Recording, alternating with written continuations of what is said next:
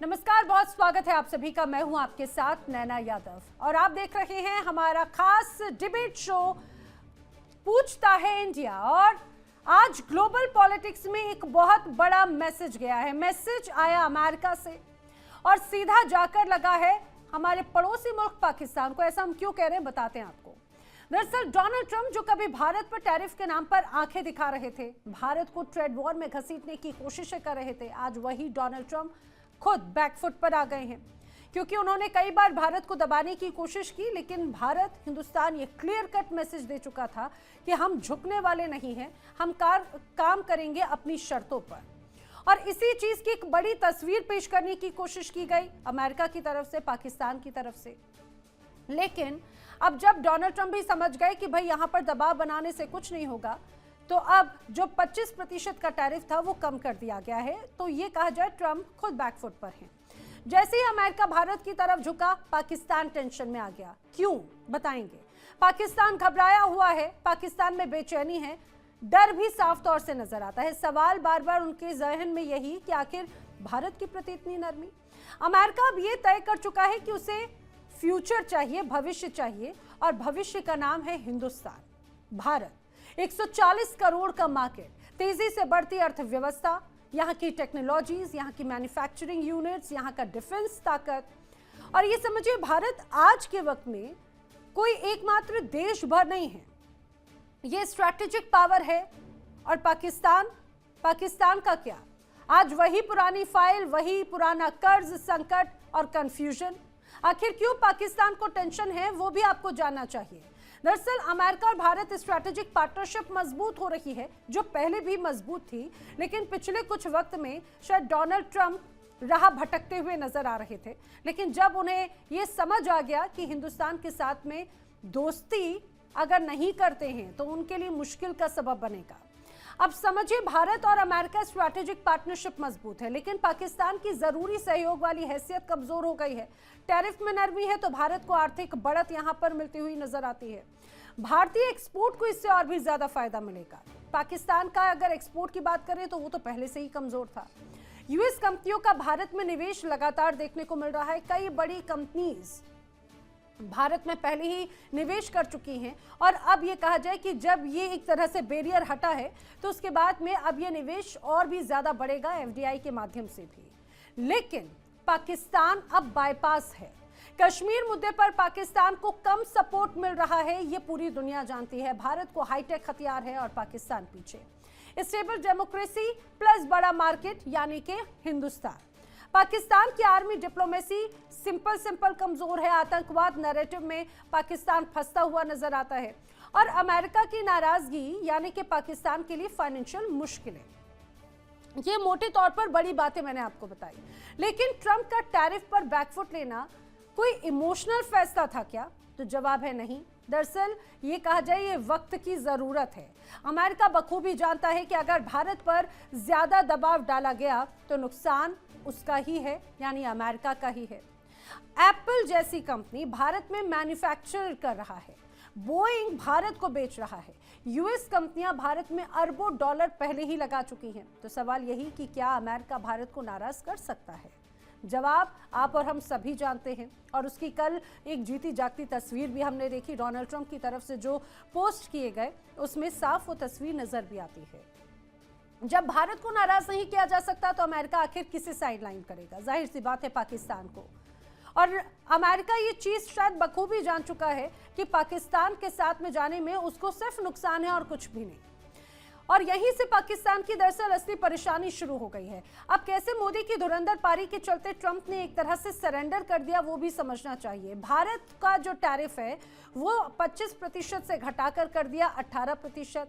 लेकिन पाकिस्तान जो अपनी खुशी बार बार जाया करता था, एक बया करता था, और वो हो गया है पाकिस्तान पर 19% का टैरिफ, यानी कि हिंदुस्तान से 1% ज्यादा। अब ये 1% पाकिस्तान के लिए 100% बराबर है, ये आप और हम बखूबी जानते हैं। आज अमेरिका को पाकिस्तान की वो जरूरत ही नहीं रही जो कभी अफगानिस्तान के दौर में हुआ करती थी। अब अमेरिका को चाहिए एक भरोसेमंद, स्टेबल या लॉन्ग टर्म पार्टनरशिप और सच ये है कि अमेरिका पाकिस्तान पर भरोसा नहीं करता। आतंकवाद हो, डबल गेम हो या एफएटीएफ, ये पाकिस्तान की पहचान बन चुके हैं, जबकि भारत डेमोक्रेसी, स्टेबिलिटी और ग्रोथ का बड़ा चेहरा है। अब यूएस के मुकाबले, पाकिस्तान के मुकाबले भारत क्यों अहम है, वो भी आपको जानना बहुत जरूरी है। पाकिस्तान के मुकाबले भारत क्यों अहम, उसका बड़ा जवाब है भारत के पास में क्या है? भारत के पास में अमेरिका के लिए बड़ा मार्केट है। भारत अमेरिकी कंपनियों के लिए सोने की खान के जैसे हैं और पाकिस्तान का मार्केट बहुत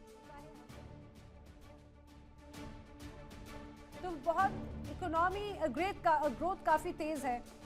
लॉन्ग टर्म पार्टनर के लिए अमेरिका को ग्रोथ चाहिए, लेकिन संकट नहीं, और ये बात पाकिस्तान के साथ में कहीं से कहीं तक नजर नहीं आती। हाँ, चीन को बैलेंस करने में भारत अहम भूमिका जरूर निभाता है। एशिया में चीन का मुकाबला करने के लिए भारत सबसे मजबूत पिलर है, खास तौर से यूएस के लिए।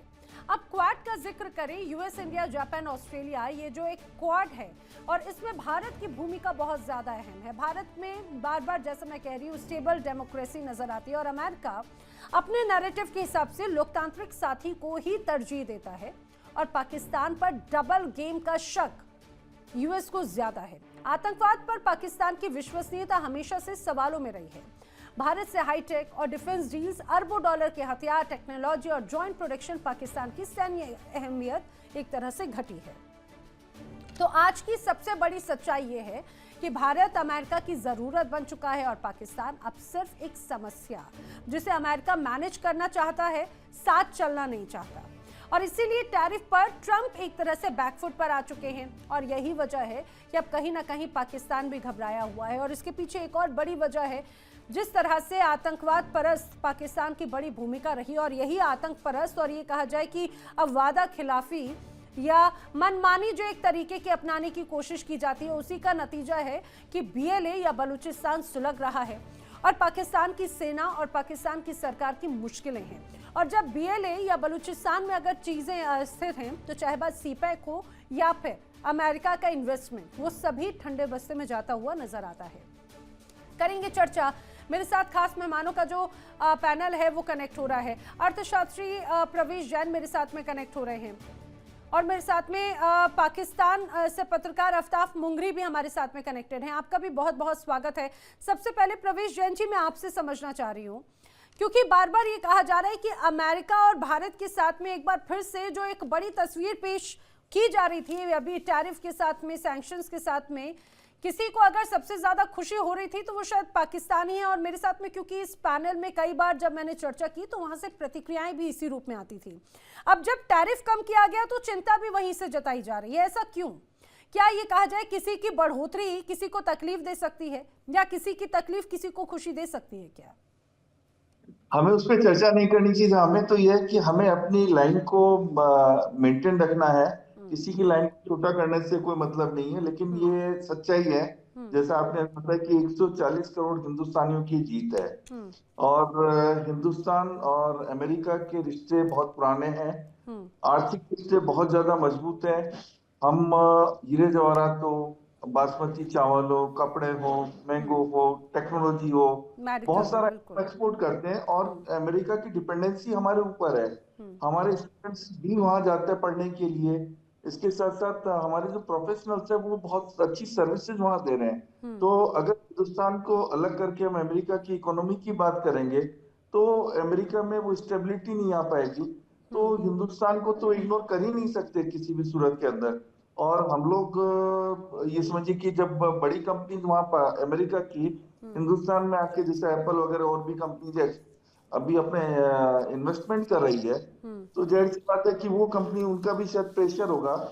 लेकिन मानना पड़ेगा, हम लोग जिस तरह से हमारे जो मोदी साहब ने और लोगों ने अपना पक्ष रखा और हम लोग झुके नहीं, तो ये सभी के लिए खुशी की बात है। इसमें कोई शक नहीं सर, इसमें कोई शक नहीं। वेल, मेरे साथ में कुछ और खास मेहमान भी कनेक्ट हो चुके हैं, मैं जल्दी से मिलवा देती हूँ। अर्थशास्त्री आकाश जिंदल भी मेरे साथ में कनेक्ट हो चुके हैं। बीजेपी के नेता प्रोफेसर महेश वर्मा भी हमारे साथ में कनेक्ट हो रहे हैं और मेरे साथ में और ख़ास मेहमान और कनेक्ट होंगे, उनसे भी आपको मिलवाऊंगी। लेकिन आफ्ताब मुंगरी जी, फिलहाल मैं आपसे समझना चाह रही हूँ, क्योंकि पाकिस्तान और अभी जो मौजूदा स्थिति है बलूचिस्तान की वजह से, बीएलए की वजह से कहा जा रहा है कि जो एक बड़ी अस्थिरता का दौर था वो अब और भी ज्यादा यहाँ पर चिंताजनक है। खासतौर से बलूचिस्तान की अगर बात की जाए तो सीपेक हो या फिर अमेरिका के बड़े इन्वेस्टमेंट वो ठंडे बस्ते में या फिर खटास में या चिंता में जरूर जाते हुए नजर आते हैं, और ऊपर से ये टैरिफ। बहुत शुक्रिया जी अपने प्रोग्राम में मधु करने का और मौका देने का, और उम्मीद करता हूं कि आप समेत आपके पार्टिसिपेंट अगर सुन पाएंगे तो ये एक प्रोग्राम में डिबेट है, कोई सीमा पे जंग नहीं है। जंग तो आप हमसे हार चुके हैं, मगर इस जो है जो डिबेट है इसमें कम से कम उस तरह से शांति से सुनेंगे तो बात हो सकेगी, नहीं तो मुझे अभी ड्रॉप कर दें। आपने कहा कि अमेरिका का टैरिफ आप तो इसमें तो पहले ही तय हो आप गया। तो पहले ही क्लीन बोल्ड होने की बात कर रहे हैं, ऐसा थोड़ी ना मैं होता है। वही कह रहा था। देखिए सुने तो सही ना, मैंने अभी तभी आपको कहा कि आप तमुल से सुनिएगा। देखिए आपने कहा टैरिफ की बात, तो अमेरिका जो नरेंद्र मोदी और मोदी जी की जो सरकार है उसने हिंदुस्तान को जहां पे लाके खड़ा कर दिया वो मैं नहीं, अपोजिशन राहुल गांधी से लेकर तमाम लोग कह रहे हैं, और कल भी राहुल गांधी चलाता रहा, मगर वहां पे उस बेचारे को अपोजिशन लीडर को बात करने नहीं दी बीजेपी ने, और वो कहता रहा कि साबिक आर्मी चीफ ने जो किताब में लिखा है वो अया हो गया कि आपकी आर्मी चाइना से कितना डरती है। अच्छा। और जिस तरह से चाइना की पेशरफ्त हो रही थी, और उस वक्त जो है नरेंद्र मोदी और जो है आपके उस वक्त के आर्मी चीफ जो अपने किताब में लिख रहे हैं वो बढ़िया बात। अब आते हैं उस टैरिफ की बात जिसकी आपने बात की कि हट गया है। हट नहीं गया है, मोदी की बकियां चपियां काम नहीं लाई, मोदी सरकार ने कोई इतना कारनामा अंजाम नहीं दिया। ये आप सुन लें, हिंदुस्तानियों को बता दें कि कम से कम जो टैरिफ लगा था उससे हिंदुस्तान की कितनी तबाही हुई, और उसके बाद कितने लोग हिंदुस्तान के हथकड़ियों में, बैलकड़ियों में जहाज भर भर कर जो है भेजे गए, हिंदुस्तान उतरे गए। और उसके बाद अब जब आपने घुटने टेक लिए, मोदी ने टेक दिए और अब्बू को राजी करने की कोशिश की, तो बिलाखिर ये फैसला हुआ कि जी हाँ हम रूस से अब तेल नहीं खरीदेंगे, हमने तौबा कर ली, हमने कान पकड़ लिए कि अब जो है हम रूस के साथ कोई भी जो है व्यापार नहीं करेंगे, कोई तेल नहीं खरीदेंगे, कोई काम नहीं करेंगे, बस हमें माफी की तलबगार हैं। उसके बाद जो है रोने धोने के बाद ये आपको जो है भीख में जो 50% टैरिफ लगा था अब कम हुआ है, जो कि मैं समझता हूं कि अच्छी बात है। मैं हैसियत पाकिस्तानी समझता हूं कि हिंदुस्तान में इंडस्ट्रियां बंद हो चुकी थी, कारोबार बंद हो चुका था। जो आपने जिक्र किया कि आप क्या खुश क्या रहने कुछ के लिए भेजते गालिब थे, ख्याल अच्छा है। इवन आफ्ताब के जी, मुझे नहीं उन्होंने पता कि चावल आप ये कौन सी रिपोर्ट्स आप लेकर आए हैं, मुझे नहीं पता कि आखिर आप कौन से ऐसे तथ्यों के साथ में बात कर रहे हैं, और मुझे लगता है कि खासतौर से आफ्ताब मुंगेरी, ये आपको तो बोलने में 10 बार पहले सोचना चाहिए कि जब आप ही के देश के प्रधानमंत्री का एक वीडियो आता है और वो कहते हैं कि भाई जब हमें भीख मांगने के लिए दूसरे देशों की तरफ जाते हैं हम, तो कई बार हमारे सामने बड़ी वियर्ड सिचुएशंस आ जाती हैं। और ये समझिए, ये आप भी जानते हैं और हम भी जानते हैं, बहुत कोशिश की गई थी दबाव बनाने की, लेकिन दबाव काम नहीं आया, इसीलिए यू टर्न लेकर ये कहा जाए खुद डोनाल्ड ट्रंप वापस आएंगे। खुद सुनिए अरे जनाब सुनिए, वो ये बखूबी समझ चुके हैं और उनकी इन्हीं नीतियों की वजह से अंदर खाने वो खुद ही घिरते हुए नजर आ रहे थे। आपकी बात पे आकाश जिंदल कुछ कहना चाह रहे थे। मैं कई चीजें कहना चाहता हूँ। सबसे पहले तो ये पाकिस्तान से जो शख्स बैठे हैं इनको बताऊंगा कि सपने लेना बंद कर दें, और शायद जो है कर्जा इतना ज्यादा हो चुका है पाकिस्तान के ऊपर कि कर्जे की वजह से जो है मानसिक तनाव बहुत ज्यादा हो गया है, तो इनको समझ नहीं आता क्या बोलना है क्या नहीं बोलना। सबसे पहले तो जो है ना, और कर्जा कहाँ से लेना, कर्जा तो मिलना बंद हो गया है, अब तो भीख मांगी जा रही है। कहाँ से भीख मांगनी है उसकी लिस्ट ये बना ले। अब हिंदुस्तान की इकोनॉमी का जहां तक है, इनको बता दूं, आर्मी चीफ ने क्या बताया कि चाइना से आप डरते हैं, इंडिया इस वक्त सूरत हाल अब आप इनको चुप कराइए, अब इनको चुप कराइए तब तो बोलूं। चलाता रहा कि आपने जो है साबिक आर्मी चीफ ने जो बुक लिखी है उसको शायद आफ्ताब मुंगरी, पहले मैं आपको जरा दुरुस्त कर दूं, उस किताब का नाम बता दीजिए आप मुझे, क्या वो लॉन्च हो गई, क्या वो पब्लिश हो गई है? मैं वही कह रहा हूं कि पब्लिश हुई है, क्यों नहीं? आपने पाबंदी लगा दी है, पब्लिश होने दे। आपके आर्मी चीफ ने लिखा है भाई, आपके आर्मी चीफ ने लिखा तो है ये वही तो मैं बोल रही हूँ, आपको इतनी खलबली क्यों है? आप जरा अपने बलूचिस्तान या केपीके का तो उसकी चिंता कर लीजिए। आप, मुझे ये बड़ी हैरानी है, घर जल रहा है लेकिन आपको घर की चिंता नहीं, आपको एक अनपब्लिश किताब की चिंता है। अरे सुनिए, आप ये खैर मनाइए कि वो जब किताब पब्लिश होगी तो उसमें ऐसे ऐसे अंशों का मेंशन है ना कि आप वहां पर अगर वो पता चल गई पाकिस्तान में तो आप खून के आंसू रोएंगे। उसमें जिस तरह के तथ्य आपने बात रखी, आप सुनिए जरा, उसका जवाब भी सुन लीजिए। जी आकाश जी, आप इनको सबसे पहले तो इनको बता दूं कि हमारी जीडीपी ग्रोथ रिकॉर्डेड आई है 8.2%, जो दुनिया की बड़ी इकोनॉमी में फास्टेस्ट है। और ये बात सिर्फ हम हिंदुस्तानी आकाशनिंदल या आकाशनिंदल.in नहीं कह रहा, वर्ल्ड बैंक ने कहा है 7.2% हमारी जीडीपी ग्रोथ एक्सपेक्टेड है 2025-26 के लिए। वर्ल्ड बैंक ने तारीफ की है हमारी टैक्सेशन पॉलिसीज की, वर्ल्ड बैंक ने हमारी कंजम्पशन और बाइंग कैपेसिटी को सराहा है, तो ये चीज इनको बता दूं।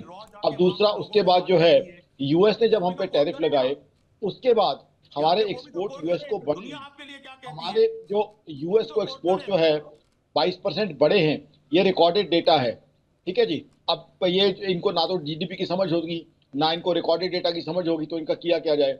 अब उसके बाद बता दूं, आज जो है हिंदुस्तान की इकोनॉमी और जो है किसी भी इकोनॉमी को ये कंपेयर कर लें, आज यूएस के पास जो है जब हमने टैरिफ लगाए तो यूएस में इन्फ्लेशन बढ़ गई, यूएस में 2.7% इन्फ्लेशन बढ़ गई, क्योंकि टैरिफ किसी मुल्क पे नहीं लगते, टैरिफ लगते हैं यूएस के अपने इंपोर्टर पे।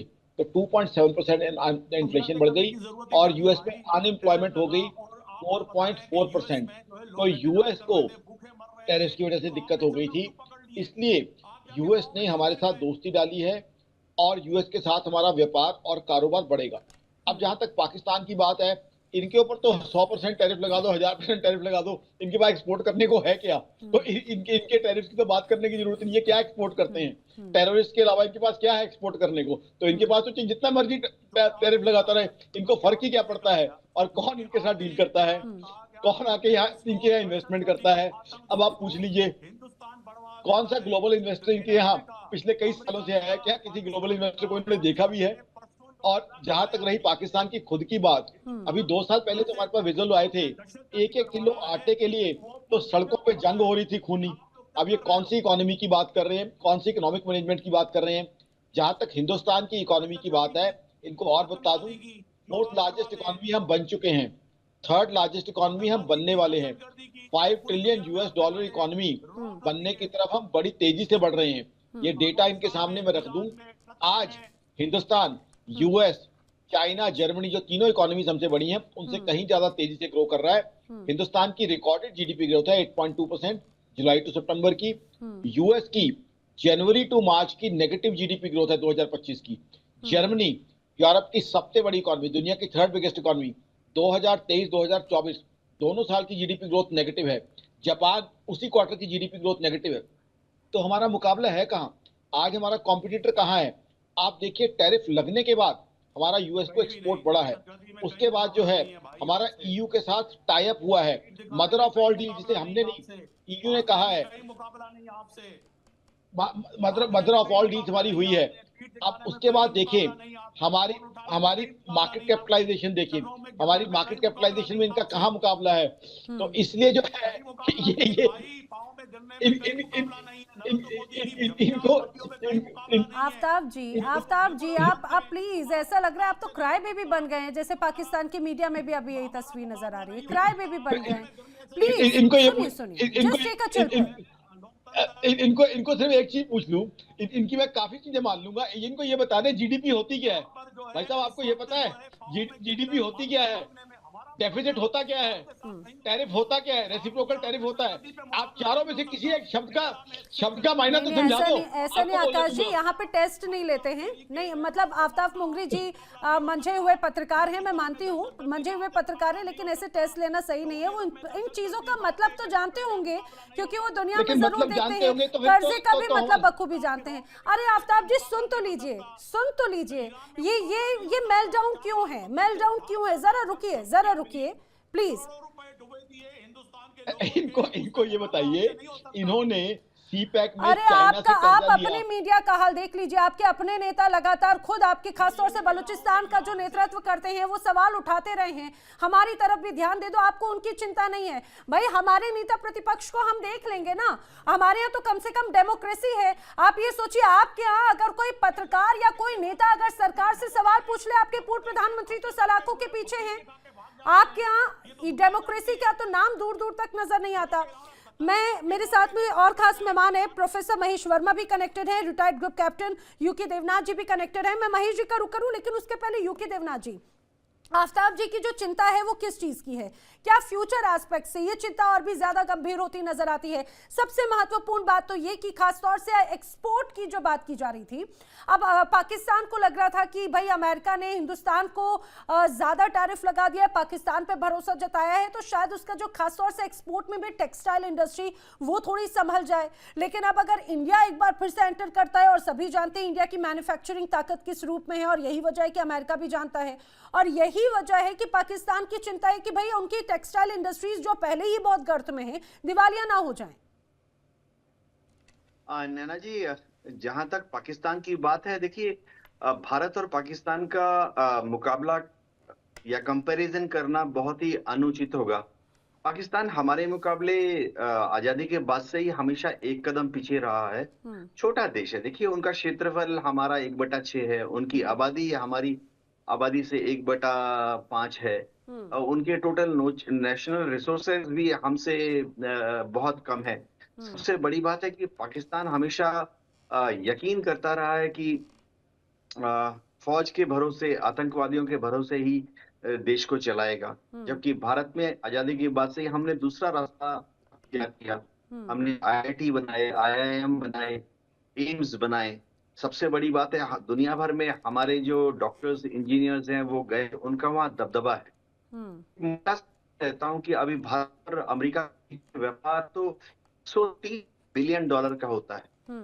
इसके मुकाबले पाकिस्तान और अमेरिका के बीच में व्यापार जो है वो मात्र $10 बिलियन का होता है। यानी पाकिस्तान का अमेरिका के साथ जो व्यापार है वो भारत के व्यापार के मुकाबले 1/13। तो दोनों पाकिस्तान के साथ अगर हम कंपेयर करेंगे बेचारों के साथ, अच्छा नहीं होगा। वैसे मैं उनकी शाबाशी देता हूँ, वो बहुत बड़े बड़े दावे करते हैं। पाकिस्तान में क्या जनरल हो, क्या पॉलिटिशियंस हो, सब अपने को भारत के बराबर मानते हैं। लेकिन पाकिस्तान को आस्ते आस्ते समझना पड़ेगा कि अपने देश के जो नेशनल रिसोर्सेज हैं उसका इस्तेमाल वो अपनी जनता की बेहतरी के लिए करे, ना कि फौज पर खर्च करे, आतंकवादियों पे फौज सर, अब मुझे लग रहा है अब अगर समझ जाए तो बड़ी बात है, अभी तक तो शायद समझ नहीं रहे थे। आफ्ताब जी का भी ऑडियो जरूर अब कीजिएगा, फिर मैं महेश जी का रुख करूं। भाई इंडिया में तो डेमोक्रेसी है, सबको बोलने का मौका दिया जाएगा। जी जी मैडम, अगर डेमोक्रेसी है तो मुझे एक डेमोक्रेसी का, आपको ईश्वर का, भगवान का, जिसको आप लोग मानते हैं उसका आपको वास्ता है। मुझे कल बता दें कि राहुल गांधी को पार्लियामेंट के अंदर बोलने क्यों नहीं दिया, क्योंकि वो जिक्र कर रहे थे उस किताब की जिस किताब में ये लिखा था आपके साबिक आर्मी चीफ ने कि चाइना जब मार रहा था, चंद मीटर पे वो पहुंचा हुआ था, तो आपके उस वक्त राजनाथ सिंह ने और नरेंद्र मोदी ने फोन उठाने से इनकारी हो गए। ये आपके पास डेमोक्रेसी है, कम से कम इस डेमोक्रेसी का तो मुझे बता देना। मैं बोलती हूँ, मैं इसका जवाब अपने पैनलिस्ट से लूं, महेश जी से, लेकिन मैं कोशिश करें, मुझे भी दिलवा दे, मुझे भी समझा दे। लेकिन पता है ये इससे ये स्पष्ट क्या हो जाता है आफ्ताब जी, मैं आपसे बात कर रही हूँ पाकिस्तान की, आपको चिंता है हिंदुस्तान की, वो भी चाइना की, और वो भी राहुल गांधी के उस वक्तव्य की। आप कम से कम आप इस बात को लेकर तो सीख रहे हैं कि भाई, मैं जानती हूँ आप बहुत देखते हैं हिंदुस्तान के मीडिया को या फिर यहाँ की डेमोक्रेसी को, आप चाहते हैं कि उसके तिन के बराबर बन जाएं। लेकिन महेश जी, और ये बड़ी बौखलाहट दर्शाता है कि शायद जवाब नहीं है अमेरिका के इस टैरिफ को लेकर, इस चिंता को, इस मेल्टडाउन को दर्शाते हुए। महेश जी जरा बता दीजिए कि अनपब्लिश्ड किताब, जिसको हमारे यहाँ डेमोक्रेसी में या संविधान के अनुसार आपके उस पॉइंट्स को भी उठाने के कुछ वैलिड हिस्से होते हैं, जो अनपब्लिश्ड है, आप उसके और आपको कैसे पता कि वो पॉइंट्स वैलिड है या नहीं है? वेल महेश जी, देखिए नैना जी, मैं आपके इस सवाल का जवाब दूं उससे पहले मैं, जो ये पत्रकार हैं पाकिस्तान के, अगर आपको राहुल जी के बातों पे इतना ही यकीन है तो उस बात को भी यकीन कर लीजिए। जो राहुल जी कहते रहे कि ऑपरेशन सिंदूर का जो था अभियान, वो हमें बंद नहीं करना चाहिए था, हम जब घुस गए तबाह कर दिए, जब सारी चीजें जो है तबाही का मंजर चारों तरफ दिख रहा था, तो पाकिस्तान के इस अनुरोध को बिल्कुल नहीं मानना चाहिए था, जो डीजीएमओ ने फोन करके कहा कि अब हमें बकस दो। तो मेरा ये कहना है कि दुनिया का सबसे बड़ा दरिंदा देश आज जो पाकिस्तान बनके उभरा है, वहां से किसी तरह का सर्टिफिकेट नहीं चाहिए, और राहुल गांधी जी को तो बिल्कुल नहीं चाहिए। राहुल गांधी जी हमारे देश के सम्मानित प्रतिपक्ष के नेता है, हम उनका सम्मान करना जानते हैं, लेकिन जहां के पूर्व प्रधानमंत्री के साथ अरे आफ्ताब जी सुन तो लीजिए, आपको जवाब चाहिए, आप खाली कब दिखा रहे हैं? उसमें भी आप खुद ही अपनी उनके साथ जो पूर्व प्रधानमंत्री जो वहां के जेलों में बंद है, और वो बंद व्यक्ति के बारे में क्या क्या चीजें प्रचारित होती है कि उनके साथ जो है कुकर्म किया जाता है जेल के अंदर। जेल के अंदर जहां पूर्व प्रधानमंत्री के साथ कुकर्म होता है, जहां उनके मारने की जो है खबर जो है चलाई जाती है, जो आदमी ये कहता है कि मेरी जिंदगी और मौत के बीच का फासला जो है कुछ रहा ही नहीं, कब मैं मर जाऊं कुछ पता नहीं है। तीसरी बात कि जो लोग आज के डेट में इस्लाम के इतने बड़े ये लंबरदार बनते हैं, उस इस्लाम के पीठ में कैसी ये छुरा भोगते हैं, उसका प्रमाण आप देख लीजिए कि आज ये अमेरिका की वजह से जो है अपना सब कुछ जो है वो फिलिस्तीन के खिलाफ जो है अपना सारा स्टैंड ले रहे हैं। सभी तरह से जो है इजराइल और अमेरिका के लिए ये लोग जो है कहीं खड़े मिलते हैं। तो ये पैसे के ये बिकाऊ माल हैं, इनको तो एक ही चीज मालूम है कि ये अपने ईमान धर्म को बेच के ये कुछ भी हासिल कर सकते हैं। तो ये तो दरिंदे हैं, इन दरिंदों के बारे में अगर हम बात कम करें तो ज्यादा अच्छा रहेगा। अब आ जाइए कि भाई जो आज पाकिस्तान का जो आप सुनना नहीं चाहते, आपके लिए सत्य देखिए अमेरिका का जो एक अमेरिका का जो ट्रेड डील है, या जो अभी जिंदल साहब ने बताया, ये जो देवनाथ जी ने बताया, देखिए पाकिस्तान से तुलना करके और इस तरह से बात करके और ऐसे लोगों को बिठा के हम लोग का समय जाया होता है नैना जी, ऐसे लोगों की बदजुबानी की वजह से। तो अब जो बात आती है कि भाई आखिर में अमेरिका और भारत का जो हमारा ट्रेड पैक्ट है या ट्रेड डील हुआ है, इसका जो बेनिफिट जो है वो किस प्रकार से देश को मिलने जा रहा है और कितनी खुशी है देश में। ये खुशी शायद इनको बर्दाश्त नहीं हो रही है। इस चीज को जो है ये लोग कहीं मुनीर जो है जाके जो तलवे चाट रहा था, या इनका शहबाज शरीफ जो जाके मत्था टेक रहा था और कैसे वो डांट रहे थे डोनाल्ड ट्रंप, सबने देखा, दुनिया देखी है उसको। तो इन सब चीजों से सबसे ज्यादा जरूरी है ये समझना कि आज इस ट्रेड डील से या जो हमारा जो ये टैरिफ कम हुआ है, इसका जो सबसे बड़ा फायदा है वो ये है कि जो हमने इंफ्रास्ट्रक्चर आज हम पूरे देश में जो हमारा बजट आया है, जिसमें हमने कैपेक्स जो है 12 लाख करोड़ के आसपास बढ़ाया है, और उसकी वजह से जो इंफ्रास्ट्रक्चर यहाँ हम बूस्टअप करने की बात कर रहे हैं, या उसके जरिए हम जो एक तरह से मदर ऑफ डील जो है जो हमने यूरोपियन यूनियन के साथ किया है, तो आज के डेट में जो 2-3 साल में हमारा जो एक स्वरूप बनने जा रहा है, उसका अंदाजा कहीं अमेरिका का भी है, उसका अंदाजा आज पूरे यूरोप को भी है।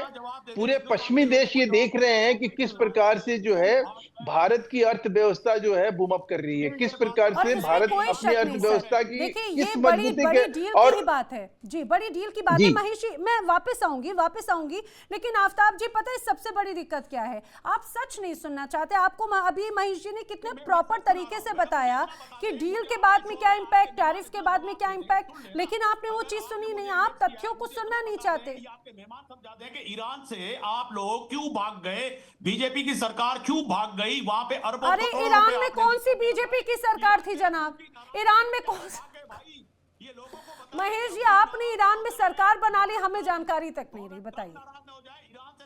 देखिए अब मैंने आपसे क्या कहा कि ये दरिंदे लोग हैं, ये दरिंदों का देश है। यहाँ दरिंदगी की, बलूचिस्तान में क्या हो रहा है, मासूम लड़कियों को उठाते हैं, ये उनके साथ बलात्कार करते हैं, वहां मासूम बच्चों को उठाते हैं, उनका गला रेत देते हैं। उसके बाद ये लगातार वहां सारे मानवीय कुकृत्य का सारे हदों को पार कर गए हैं। दूसरी तरफ देखिए जो वहां टीटीपी है वो किस प्रकार से इनके लिए आफत बना हुआ है। नहीं लेकिन महेश जी टीटीपी को तो दरअसल बनाया इन्होंने ही। आफ्ताब मुंगेरी मैं बिल्कुल समझती हूँ। देखिए यहाँ पे किसी को नीचा दिखाना या फिर उसकी कमजोर स्थिति को दर्शाना हमारा उद्देश्य नहीं है, लेकिन आप खुद अपने तरीके से एक्सपोज हो रहे हैं। और लेकिन प्रवेश जैन जी कुछ कहना चाह रहे थे। प्रवेश जैन जी, आफ्ताब मुंगेरी ने एक बीच में एक ये पॉइंट उठाया, मैं सवाल आपसे लूं, लेकिन इस बीच इस पूरे यूएस और इंडिया ट्रेड डील को लेकर पीयूष गोयल क्या कह रहे हैं, पहले वो सुनते हैं। रहने वाला युवा युवती, हमारी बहनें, महिलाएं, सभी के लिए ढेर सारे अवसर लाने वाला ट्रेड डील माननीय प्रधानमंत्री जी ने कल तय किया। साधारणतः तो हम पार्लियामेंट में बोलना चाहते थे इसके बारे में, लेकिन हम सबने देखा वो भद्दा दृश्य, जिस प्रकार से विपक्ष विशेषकर राहुल गांधी जी के नेतृत्व में कांग्रेस पार्टी और उनके मित्र पक्ष डीएमके, तृणमूल कांग्रेस, समाजवादी पार्टी, कितना भद्दा व्यवहार आज उन्होंने पार्लियामेंट में किया। माननीय अध्यक्ष जी की आसन तक पहुंचकर उनका अपमान किया। मैं घोर निंदा करता हूं विपक्ष की, राहुल गांधी जी की, जिसके कारण हम पार्लियामेंट के बदले आज आपके समक्ष यहां पे जानकारी देने आए हैं। हम सब जानते हैं कि माननीय प्रधानमंत्री जी ने अपने मित्रता के रखते प्रेसिडेंट ट्रंप के साथ जो उनके आत्मीय संबंध है, उसके मद्देनजर जो trade deal United states of America के साथ फाइनलाइज की है, वो हमारे सभी पड़ोसी, सभी आसपास के देश, सभी जो देश हमारे साथ स्पर्धा करते हैं, उन सभी देशों में सबसे बढ़िया डील भारत को मिली है। आप सबको, हम सबको मिली है, जो देशवासियों के उज्जवल भविष्य के लिए शुभ संकेत लाती है। हम सब जानते हैं महीनों से हमारी negotiating teams United states of America के अधिकारियों के साथ, मंत्रियों के साथ लगातार डायलॉग बनाई हुई थी, बातचीत में कर रही थी। कई सारे जटिल विषय थे, कई सारी समस्याएं थी। भारत के ऊपर 50% रेसिप्रोकल टैरिफ लगा हुआ था। उद्योग जगत को, हमारे किसानों को जो बड़ी मात्रा में निर्यात करते हैं, सभी को तकलीफ हो रही थी। हमारे marine exporters, sea food exporters भी दिक्कत में थे। वस्त्र क्षेत्र, टेक्सटाइल सेक्टर में भी आवश्यकता थी कि ये रेट कम हो। यहां तक कि कुछ दिन पहले तक विपक्ष के नेता भी हमें पूछ रहे थे कि कब होगा यूएस डील। और मैं हैरान हूं, ये डबल स्टैंडर्ड्स जो राहुल गांधी जी बार बार दिखाते हैं। माननीय प्रधानमंत्री नरेंद्र मोदी जी ने कल इतनी बढ़िया डील भारत के लिए तय की है, जो इतने वर्ष, एक महीनों में हम तय नहीं कर पा रहे थे। उन्होंने अपने मित्रता के आधार पर भारत के हितों को प्राथमिकता देते हुए और भारत की तेज गति से बढ़ती हुई अर्थव्यवस्था को विश्व के सामने जिस प्रकार से पेश किया है, उसके चलते भारत को यह बढ़िया डील माननीय प्रधानमंत्री जी के नेतृत्व में मिली है। मैं पुनः एक बार उनके नेतृत्व के लिए, उनके मार्गदर्शन के लिए और जिस प्रकार से उन्होंने जनहित और देशहित को संभाला है, उसके लिए उनका धन्यवाद करता हूं। मित्रों, हम सब जानते हैं, पूरा देश जानता है किस प्रकार से माननीय प्रधानमंत्री हमेशा हमारे किसानों के लिए, पशुपालन के साथ जुड़े हुए हमारे भाई बहनों के लिए, डेयरी सेक्टर के लिए लगातार चिंतित रहते हैं। तो आपने सुना केंद्रीय मंत्री पीयूष गोयल को, उन्होंने कई बड़ी बातें इस दौरान मेंशन की, खासतौर से बीती रात जो ट्रेड डील हुई यूएस और भारत के बीच में, और इसको लेकर भी उनकी तरफ से जानकारी जरूर स्पष्ट की गई। एक लंबे वक्त से जरूर कोशिशें की जा रही थी बीच का रास्ता निकालने के लिए, लेकिन आखिरकार मित्रता, जिस मित्रता की बात कही गई उसको समझिए। और यहाँ पर पीयूष गोयल ये जरूर कह रहे हैं कि पीएम मोदी और डोनाल्ड ट्रंप दोनों मित्र हैं। खुद लगातार डोनाल्ड ट्रंप इस बात का कई बार जिक्र करते रहे हैं और यही मित्रता ही आखिरकार काम आई है। प्रवेश जैन जी, आपसे मैं प्रतिक्रिया लेना चाह रही थी। देखिए, अब मुझे जरा ये बताइए, दोनों चीजों को लेकर इसमें कोई शक नहीं। देखिए, अगर हम 140 करोड़ की आबादी वाला देश है, मैन्युफैक्चरिंग हमारा बहुत महत्वपूर्ण है, लगातार एक्सपोर्ट में हम लोग हमेशा बहुत आगे की तरफ रहते हैं, चौथी बड़ी अर्थव्यवस्था है दुनिया की, इसमें कोई शक नहीं। जब अगर पाबंदियां, सैंक्शंस या टैरिफ लगता है तो कुछ रुकावटें, कुछ बदलाव जरूर आते हैं, लेकिन क्या ये बदलाव, जिस तरह से अभी कुछ देर पहले यहाँ पर आफ्ताब जी ये दावा कर रहे थे कि भाई कई इंडस्ट्रियां हमारी बंद हो गई, हमने बहुत ज्यादा स्थिति को ऊपर नीचे कर दिया, बदलाव जरूर आया। ये जरा बताइए कि क्या बदलाव आया, और अब जब ये टैरिफ बहुत कम, आधे से भी आधा हो गया, तो आने वाले वक्त में आखिर क्या और चेंजेस नजर आने वाले हैं? आफ्ताब मुंगेरी जी, मैं आपसे कहना चाहता हूं कि हम लोग बजट के अंदर डेडिकेटेड ट्रेड कॉरिडोर की बात करते हैं, हम लोग रेयर अर्थ की बात कर रहे हैं, आप लोग टेररिस्ट की बात करते हैं, आप लोग एक्सपोर्ट क्या कर रहे हैं, आप लोग टेररिस्ट को एक्सपोर्ट कर रहे हैं। तो आप तुलना किससे किसकी कर रहे हैं? आप हमारे पड़ोसी हैं, पड़ोसी की हैसियत से आज आप इस चैनल पर इन्वाइटेड हैं। तो सबसे पहले तो मैं आपसे कहूंगा कि इतनी बौखलाहट आपके अंदर क्यों है?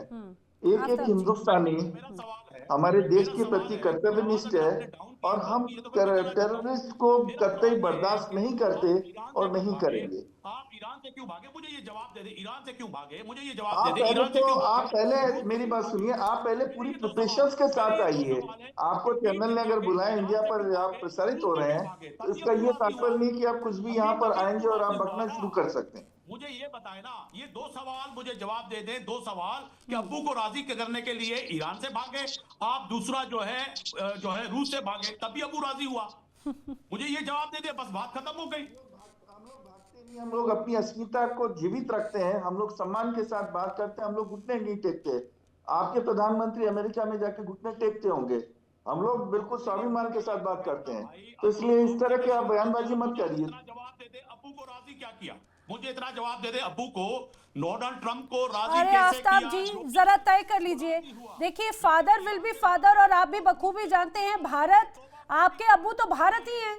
और रही बात, आप अभी तक जिन्हें अपना अब्बू बनाने की कोशिश कर रहे थे, उन्होंने आपको झटक दिया ना। यही इसी बात को लेकर बड़े आप एक तरह से गलबहियां कर रहे थे, बहुत उछल रहे थे कि अरे देखो हिंदुस्तान पर टैरिफ लगा दिया, हिंदुस्तान पर टैरिफ लगा दिया। लेकिन प्रवेश जी, अब आईना दिखा दिया, अमेरिका भी जानता है, बस पाकिस्तान जानता है, ये मानना नहीं चाहता। वो जानता है कि हिंदुस्तान के आगे वो कहीं से कहीं तक टिकता नहीं है, और अमेरिका भी इस बात को बखूबी जानता है। प्रवेश जी, मैं तो ये कहूंगा कि आफ्ताब मुंगेरी को इस चैनल पे, इस पैनल बुलाने की जरूरत क्या थी? जो ऐसा व्यक्ति जिसको कुछ जानकारी नहीं हिंदुस्तान के बारे में, जिसको हिंदुस्तान के रस्मों रिवाज, यहाँ की सभ्यता की बिल्कुल अकल नहीं है, बेअकल प्राणी को आपने यहाँ बुला लिया। अगर आप मदारी को बुलाओगे तो तमाशा ही करेगा, बाकी कर क्या सकता है वो? तो ऐसे व्यक्ति को तो मैं हेट करता हूँ। हम एक पड़ोसी को पड़ोसी के नजरिए से देख रहे हैं, सम्मान के नजरिए से हम देख रहे हैं, लेकिन जो सांप को आप कितना ही पाली, दूध पिलाइए, वो जहर ही उगलेगा। तो ये महज जहर उगलने का काम कर रहे हैं, इन्हें नॉलेज है नहीं, और बेकार में आपने इनको बुला करके टाइम वेस्ट कर रहे हैं। नहीं, ऐसा नहीं। आफ्ताब मुंगरी जी भले ही इस चीज को मानना या जानना नहीं चाहते, उनकी अपनी एक बड़ी मजबूरियां हैं। यहाँ पर यूके देवनाथ जी, मैं मानती हूँ आफ्ताब मुंगरी जी की अपनी मजबूरियां होंगी, क्योंकि देखिए उनके यहाँ तो डेमोक्रेसी के नाम पर अगर कोई पत्रकार सवाल पूछ ले तो सलाखों के पीछे डाल देते हैं। प्रधानमंत्री पर जिस तरह से प्रताड़ना की जाती है, जो बार बार हिंदुस्तान की डेमोक्रेसी की दुहाई दे रहे हैं। लेकिन मैं आपसे समझना चाह रही हूँ यूके देवनाथ जी, आखिर आने वाले वक्त में किस बात का ऐसा डर पाकिस्तान को सता रहा है जो इस ट्रेड डील से, इसके पहले मदर ऑफ ऑल डील तो हुई, जिसका जिक्र भी यहाँ पे ये कहा जाए बीजेपी की तरफ से किया गया, महेश वर्मा जी की तरफ से। अब ये अगर यूएस ट्रेड डील इंडिया के साथ में होती है तो किस चीज की सबसे ज्यादा चिंता यहाँ पर पाकिस्तान को सामने नजर आ रही है? नैना जी, पाकिस्तान की सबसे बड़ी चिंता फिलहाल होनी चाहिए ये कि वो अपना व्यापार किस तरह से बनाए, एक मैन्युफैक्चरिंग हब कैसे बने, एक्सपोर्ट्स को कैसे बढ़ाए। अब एक मोटा सा अंदाजा देता हूं। देखिए, भारत का एक्सपोर्ट जो है पिछले साल 775 बिलियन डॉलर था भारत का एक्सपोर्ट। इसके तुलना में पाकिस्तान का एक्सपोर्ट पिछले साल महज 40 बिलियन डॉलर था। तो हमारा जो एक्सपोर्ट है वो पाकिस्तान के एक्सपोर्ट से 20 गुना ज्यादा पड़ जाता है। तो पाकिस्तान को अपना एक्सपोर्ट बढ़ाना पड़ेगा, जिसके लिए उन्हें अपना प्रोडक्शन बेस बढ़ाना पड़ेगा, जिसके लिए उन्हें अपने यहाँ पर हेल्दी इन्वेस्टमेंट कराना पड़ेगा। लेकिन पाकिस्तान में दिक्कत क्या है कि हेल्दी इन्वेस्टमेंट ये दुनिया भर से लोन लेते हैं, लेकिन वो लोन का इस्तेमाल कैसे करते हैं, शायद देखिए, एक कॉन्सेप्ट होता है एंड यूज सर्टिफिकेट। जब भी वर्ल्ड बैंक या IMF एक लोन देती है तो मॉनिटर करती है क्लोजली कि फाइनली उस लोन का इस्तेमाल कहाँ पर हुआ। तो जैसे पाकिस्तान में जो लोन आता है, जब उसकी अमाउंट मैं पढ़ता हूं तो हैरान रह जाता हूं। 40 बिलियन डॉलर इनको वर्ल्ड बैंक दे रही है अगले 10 साल में। ये बहुत बड़ी फिगर है। IMF ने इनको 7 बिलियन डॉलर का लोन दिया और 1.2 बिलियन और दिया क्लाइमेट रिलेटेड इनिशिएटिव्स के लिए।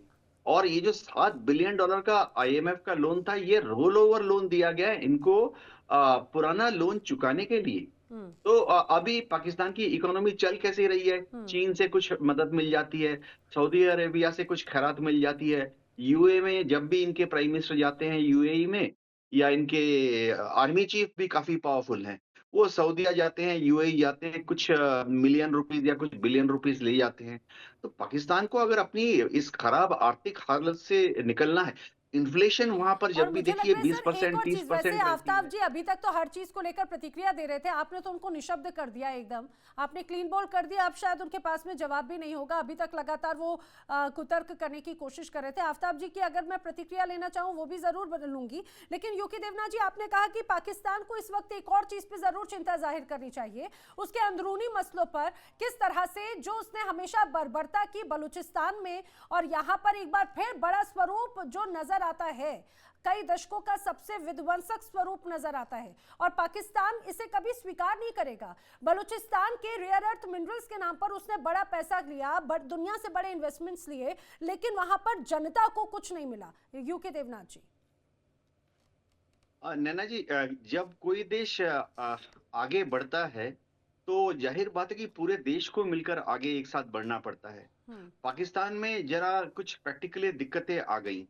आजादी के बाद से ही वहां पे जो पंजाब के सुन्नी मुस्लिम हैं, उनका दबदबा रहा, चाहे एडमिनिस्ट्रेशन हो, फौज हो।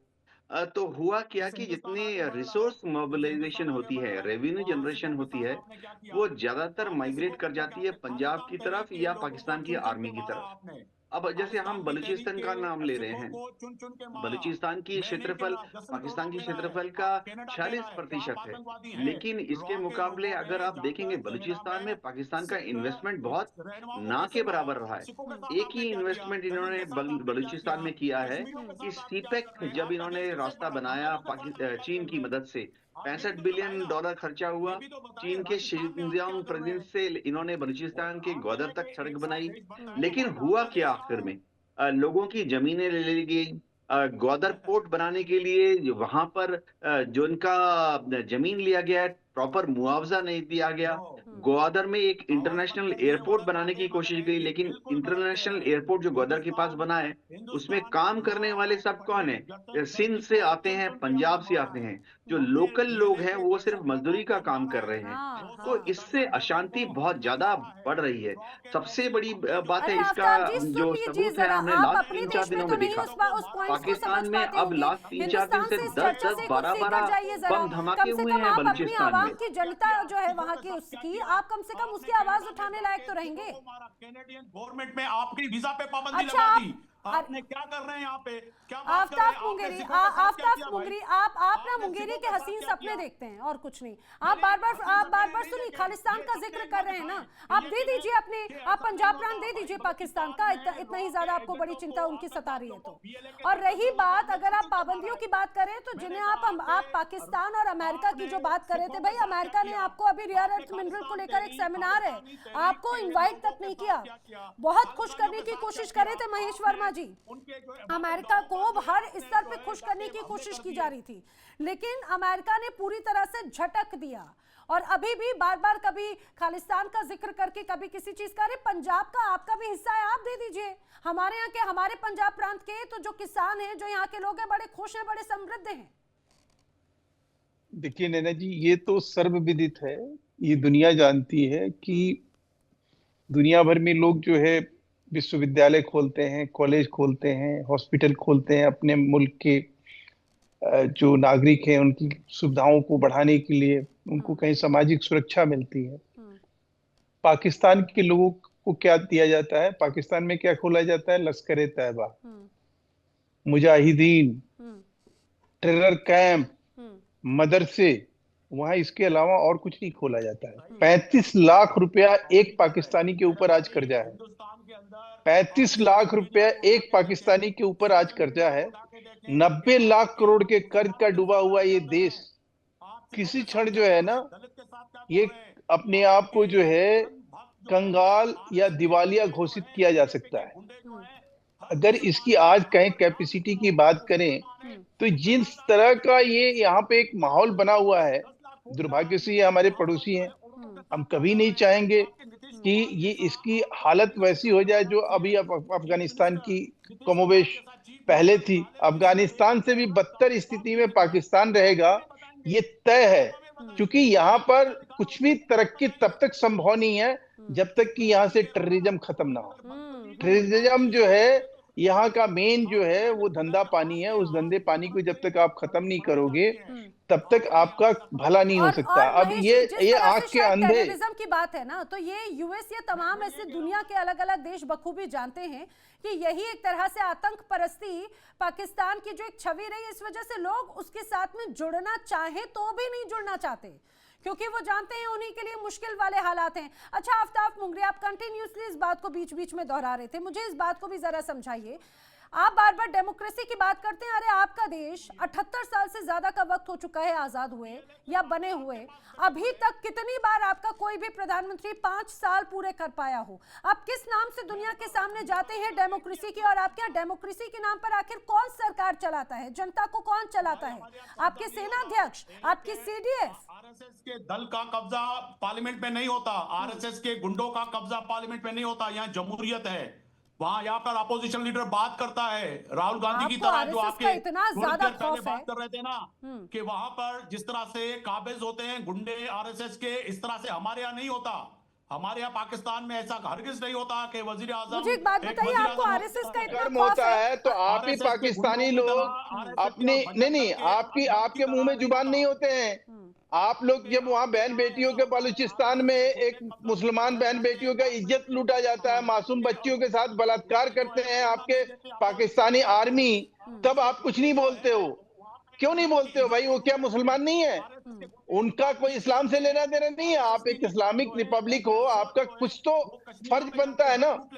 आप उस अमेरिका के गोद में बैठते हो जो अमेरिका जो है अटैक करता है ईरान के ऊपर, जो एक मुस्लिम कंट्री। आफ्ताब जी को नहीं समझ में आएगी। अच्छा आफ्ताब मुंगरी, मैं आपसे बात पूछ रही थी इस पूरे ट्रेड डील को लेकर। अब आपने अगर जमहूरियत की बात कही, मुझे एक बात बताइए, आरएसएस तो हमारे राष्ट्रीय स्वयंसेवक संघ है, और सुनिए वो गरीबों की मदद करता है और जहां जहां पर जरूरत पड़ती है वहां पर हर रूप में कार्य करता है और सब लोग जुड़े हैं। आपके यहाँ प्रॉक्सीज किसके हैं? आपके यहाँ लश्कर ए तैयबा के प्रॉक्सीज हैं। आप वो उसे जमहूरियत कहते हैं। आपके हिजबुल मुजाहिदीन के आतंकी हैं, आप उन्हें घर में खुल्लम खुल्ला रखते हैं, ये जमहूरियत है। अरे आप अगर सही वक्त पे इस चीज को समझ लेते, आप आतंक परस्ती को छोड़ देते, तो आज आपकी भी स्थिति थोड़ी सुधरी होती। चौथी नहीं तो कम से कम 10वीं, 15वीं, 20वीं अर्थव्यवस्था कहलाते आप दुनिया की। को इजाजत दे कि वो इस चीज को दिखाए। मैं नहीं बता रहा, नाम लेने वाला नहीं है इनका, तो दरिंदगी में नंबर 1 पे है। ये दुनिया के अव्वल नंबर के दरिंदे हैं। और ये जो दरिंदे बैठे, अच्छा मुझे तो समझ में नहीं आता है कि इनका सूटेड बूटेड हो जाते हैं सब, और ये देखने में थोड़े से मतलब देखते हैं कि भाई है तो ये बिल्कुल जाहिल टाइप के लोग, ये पढ़े लिखे लोग भी नहीं है, ये अखबार भी नहीं पढ़ते हैं सब, आफ्ताब ना दुनिया कुर्मी की जी, इनको मुझे कोई बिल्कुल अच्छा खैर नहीं लग खबर रहा है। देखिए, मुझे बिल्कुल अच्छा नहीं लग रहा है। महेश वर्मा जी असलियत बोल रहे हैं और किसी को खुल्लम खुल्ला इस तरह से एक्सपोज करना भी मैं जानती हूँ आपके लिए बड़ी मुश्किल वाली बात है। लेकिन मैं आपसे यहाँ पर यूएस भारत ट्रेड डील की बात कर रही थी, आप उसके आप इधर उधर की सारी बातें करें। अच्छा मुझे एक बात बताइए, आप हिंदुस्तान की डेमोक्रेसी, यहाँ की जमहूरियत, यहाँ की एजेंसीज पर सवाल खड़े कर रहे हैं। यूएन या दुनिया की किसी भी संगठन ने हिंदुस्तान के ऐसे कौन से ग्रुप हैं जिन्हें ब्लैकलिस्ट किया या आतंकवादी घोषित किया? या हिंदुस्तान ने कितनी बार एफएटीएफ से ग्रे लिस्ट का बेल आउट मांगा? कितनी बार हुआ? एक उदाहरण दे दीजिए जरा आप। मैं सुनिएगा नरेंद्र मोदी जो सबसे बड़ा गुजरात के दंगों में जिसको अमेरिका वीजा नहीं देता अरे था, जनाब बीती बात रह गई, सबूत दिखाइए जरा। हमारे यहाँ सर्वोच्च सुप्रीम कोर्ट है, कोई एक व्यक्ति नहीं है। कोर्ट की तरफ से पूरी तरह से क्लियरेंस है। आपको बड़ी चिंता होती है हमारे यहाँ की, आपने अपने घर में आतंकवादी को बैठा कर रखा। ये बताइए आपके यहाँ, सुनिए मौलाना मसूद अजहर कौन है, हाफिज सईद कौन है? अरे छोड़िए, ओसामा बिन लादेन के बारे में बता दीजिए जरा। यूएन का मैंने बताया कि नरेंद्र मोदी के लिए वीजा नहीं देता था अमेरिका जब वो सीएम गुजरात थे, तो आप क्यों भूल गए? जो सबसे बड़ा है कातिल जिनको वो ये था। दामाद बना के पाले हुए थे अपने पास, उस दामाद को लेकर जो है कभी पूछा? बड़ा कातिल अरे तुम्हारा दामाद था ना ओसामा बिन लादेन, जिसकी जो है पेट्रो डॉलर के लिए तुम उसके तलवे चाट रहे थे। ये तो दुनिया ने देखा ना कि तुमने दुनिया के सबसे बड़े आतंकी को पनाह दिया हुआ था। आज अमेरिका जो है तुम्हारे साथ कभी अच्छा कर सकता है क्या? तुम लोग ये उम्मीद करके उसके तलवे चाटते हो अमेरिका के कि हो सकता है हम पर रहम खा के कुछ हमारे कटोरी में कुछ डाल दे। अब तो तुम कटोरेबाज हो गए हो। तुम अपनी बात को इस तरह से मत रखो। तुम एक जो है, मैं तो कहता हूं कि तुम लोग जो सुटेड बुटेड हो जाते हो, लेकिन तुम लोग हो पक्के जाहिल। तुम लोगों को खुद दिखाई नहीं दे रहा कि तुम कितने बड़े आत्मघाती दस्ते बन चुके हो। मैंने कहा ना कि तुम्हें ये मालूम, तुम बता दो ना तुम्हारे यहाँ कितने हॉस्पिटल हैं, कितने इंस्टीट्यूशन है, कितने यूनिवर्सिटीज है, कितनी यूनिवर्सिटीज तुमने बनाई है, कितने अच्छे काम किए हो, कितना डेवलपमेंट का काम किए हो, इसके ऊपर बात करो ना। तो समझ में आता है कि तुम कहीं डेवलपमेंट के बारे में सोचते हो। अच्छा तुम्हें एक ही चीज बता दो कि 1 महीने के अंदर तुमने कितना ट्रेड पैक्ट किया, किसके साथ किया? तुमने एक सऊदी अरब के साथ क्या किया कि भाई हम दोनों जो है अपना वो रक्षा का एग्रीमेंट किए, डिफेंस एग्रीमेंट किए कि हमारे ऊपर कोई भी हमला करेगा तो हम दोनों एक साथ लड़ेंगे। इसके अलावा तुम्हें लड़ने के और मरने के अलावा तुम्हारे पास और क्या है? तुम्हारे आने वाले बच्चे तुम्हें कोसेंगे, तुम्हें आफ्ताब ये कहेंगे कि तुम जाहिल इंसान थे जो तुमने उनको ऐसा पाकिस्तान दिया जहां पे वो बेचारे नरक कीड़े की तरह रहने के लिए मजबूर है। आफ्ताब आने, शायद आप तो एक पत्रकार हैं और निष्पक्षता के साथ में इस बात को, बड़ी गंभीर बात यहाँ पर जरूर महेश वर्मा जी ने कही है कि आखिर आप अपने आने वाले भविष्य को या नेक्स्ट जनरेशन को आप क्या दे रहे हैं? सिर्फ कर्जा, सिर्फ आतंक परस्ती? क्या जवाब देंगे कि 78 साल से ज्यादा के वक्त में भी आप उन्हें डेमोक्रेसी तक नहीं दे पाए, आप उन्हें सिर्फ कर्जा दे पाए? अभी हाल ही में एक रिपोर्ट आई थी, पाकिस्तान में पैदा होने वाला हर बच्चा लगभग 3.5 लाख रुपए का कर्जा लेकर पैदा होता है। और ऐसा नहीं आपके ऊपर लोगों ने रहमत नहीं की, आप लोगों पर रहम नहीं किया, हर जगह से आप लोगों को रियायत बेल आउट मिला, लेकिन उसका नतीजा क्या रहा? सिर्फ आपने आतंकवाद को बढ़ाया और कुछ नहीं। और आपको बार बार पीएम मोदी का जो खौफ है ना, आप जाकर देखिएगा जरा। एक रिपोर्ट में पढ़ रही थी मॉर्निंग कंसल्ट की, उसमें पीएम मोदी की और आपके जो प्रधानमंत्री, अगर उनकी पॉपुलैरिटी की बात करूं तो आपके प्रधानमंत्री शहबाज शरीफ की 23% नेगेटिव है और प्रधानमंत्री नरेंद्र मोदी की 75% पॉजिटिव है। नंबर 1 के लीडर है पूरी दुनिया में पॉपुलैरिटी के, और वो सिर्फ छवि से नहीं, अपने कामों के जरिए हैं, हिंदुस्तान की वजह से। वेल, आप सभी मेरे साथ इस चर्चा में शामिल हुए, आप सभी का बहुत बहुत धन्यवाद। लेकिन देखिए, हमेशा ये कहा जाए कि पाकिस्तान आगे बढ़ने की बजाय हमेशा दूसरों को कोसने का सोचता है, और यही वजह है कि एक बार फिर वो भारत से बहुत बहुत बहुत पीछे है, सिर्फ आतंकवाद की वजह से। यहाँ पर वक्त एक ब्रेक का, लेकिन देश दुनिया की खबरें आगे भी जा रही हैं। इंडिया डेली अब आपके स्मार्ट टीवी पर भी मौजूद है। इंडिया डेली अब आप लाइव देख सकते हैं इन सभी प्लेटफॉर्म्स पर।